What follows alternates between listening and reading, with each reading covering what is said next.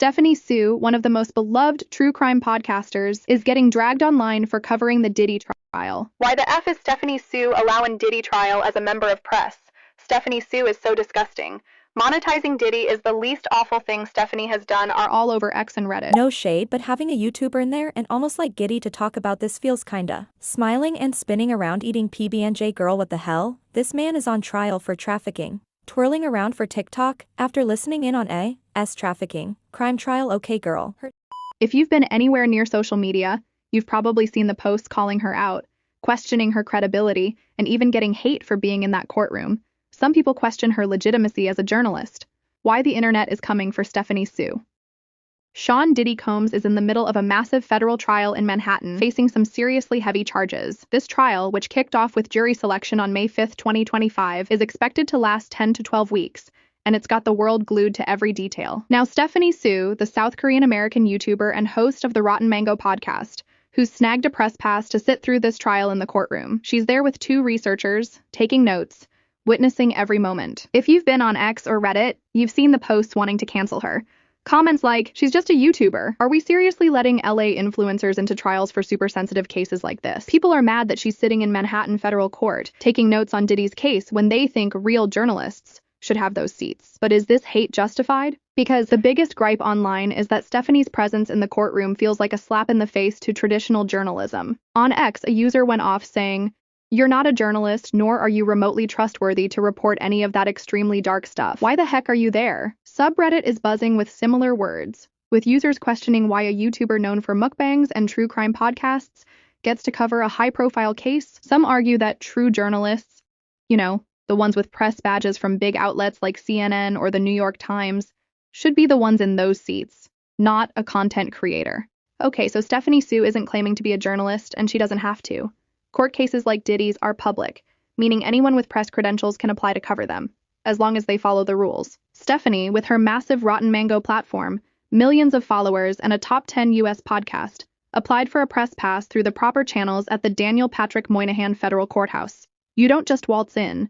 You submit an application, show proof of your platform's reach, and get approved. She's there with 2 researchers, taking detailed notes, just like other media outlets. It's not like she's stealing a spot from Anderson Cooper. The courtroom has space for press, and overflow rooms with closed-circuit feeds handle extra journalists and YouTubers like Tisa Tells, who's also covering the trial. The First Amendment protects her right to be there, same as any reporter. So, the idea that she's snatching a journalist's seat? No, that's not how it works. Her podcasts are well-researched and detailed, breaking down complex testimony, like Cassie Ventura's allegations or Kid Cudi's claims, in a way that's easy to follow. Fans on are hyping her up, saying she's really the top dog in true crime, and praised her insane note-taking and memory, calling her journalism top tier, and shout out her team for churning out thorough updates despite the trial's grueling schedule. Stephanie's not just throwing out hot takes. She's got a team digging into court documents and witness statements, and she's been transparent about the process. When she realized daily episodes were too much, given the trial's 6 a.m. to 6 p.m. days and the severity of the information, she scaled back coverage to be more respectful. That's not the move of someone carelessly monetizing trauma. Her episodes show she's treating this case with care, even if her storytelling style is more conversational than a CNN report. And let's be real, plenty of traditional outlets like Daily Mail's The Trial podcast are covering this case with their own spin. Why is Stephanie the only one getting dragged? To me personally, the hate Stephanie is getting for covering the Diddy trial feels overblown. She's not pretending to be a journalist. She's a content creator with a massive platform who earned her press pass fair and square. The courtroom isn't an exclusive club for legacy media. YouTubers like her and Tisa Tells are part of the new wave of trial coverage, bringing public cases to audiences who might not read the Washington Post. Is her style a bit theatrical? Sure. But if you watch her podcasts, you see the effort and responsibility she puts in. The idea that she's taking a real journalist's spot doesn't hold up. There's room for everyone. So why the hate? Sounds like some people just don't like seeing a YouTuber shine in a space they think belongs to traditional media, but that's their problem, not hers. Then people are accusing her of monetizing and sensationalizing this case. The sentiment is that Stephanie's turning a serious trial into YouTube content for clout and cash, with clickbaity titles like "Cassie's husband texts Diddy, I'd like to beat the F out of you." Comments like,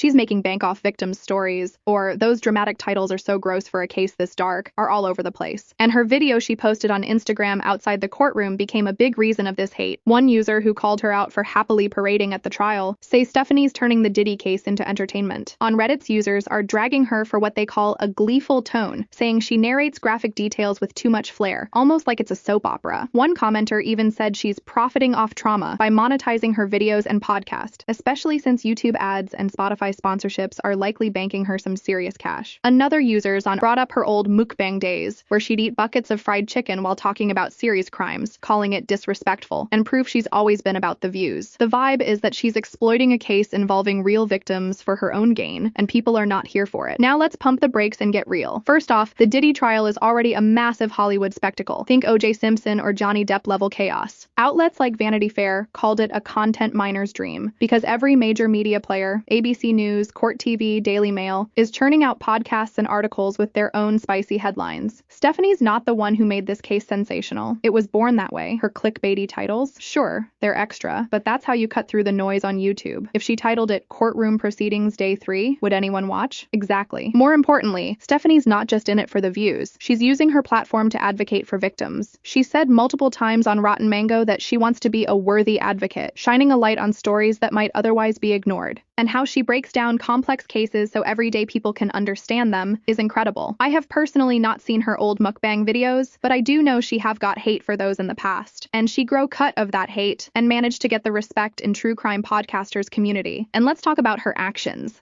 Stephanie and her team often promote or donate to charities supporting victims.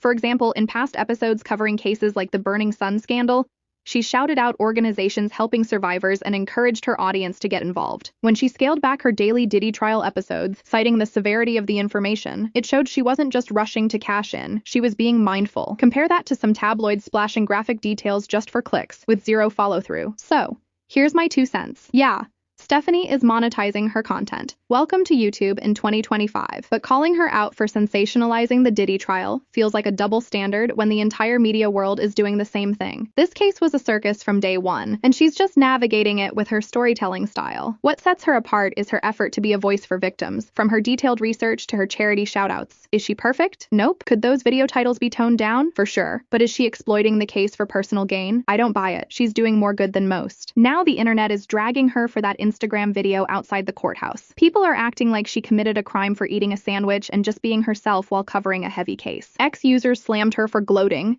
and Reddit called it tone deaf, saying she's treating a trial like a fun vlog. They're mad she's acting normal, eating, being playful, when they want her to be stone-faced and serious. Basically, they're saying, don't eat a sandwich, don't smile, don't be you. Look, I get it, this trial is heavy, but expecting Stephanie to act like a robot is wild. Eating a sandwich or spinning around isn't disrespecting victims. Another thing people are calling disrespectful, and even calling Stephanie a narcissist for, is the way she reads the transcripts or describes victims' trauma. There's a video where she reads Cassie's testimony and describes what she went through. They were no longer dating, her and Sean.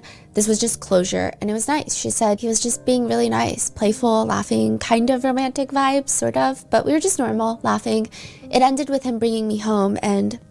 One person wrote, I understand what Stephanie is trying to do by trying to show how Cassie might have said it in the courtroom, but I can't be the only one who finds this so insensitive. The way she does this voice anytime she is talking about something traumatic that happened to a victim is just disgusting to me. Another said she can't see how narcissistic and sickening this actually is. Making someone else's real psychological and physical trauma your own by acting it out, this is not an audition reel, Stephanie. But honestly, while watching a 1-hour podcast episode, the way she talks about the victims and helps you connect emotionally with their stories, it didn't feel disrespectful to me. Stephanie's storytelling style, yes, it's emotional, sometimes theatrical, is her way of making heavy cases hit home for her audience. She's trying to convey the weight of Cassie's experience. I get that her delivery might rub some people the wrong way, but calling it narcissistic? That's a stretch. She's not making it about herself or auditioning for Hollywood. So, is her style disrespectful? I don't think so. It's just how she connects with millions. Personally, I'm not a true crime person. I usually watch her other videos on her different channel about K-pop idols and Chinese athletes, but I've been following the Diddy trial through Rotten Mango. I've seen a few other videos about the case I heard about or the cases from my own country, and I was honestly stunned by her level of research and storytelling. I actually felt more connected to the victims after watching her podcasts than I did from reading or watching regular news updates. That's because of how she gets you emotionally involved in the victim's life, and for that, she sometimes speaks in a certain tone. I'm not desensitized to crime podcasts podcasts, and personally, I don't find it disrespectful. What do you think about all this? Drop your thoughts in the comments, and thanks for watching.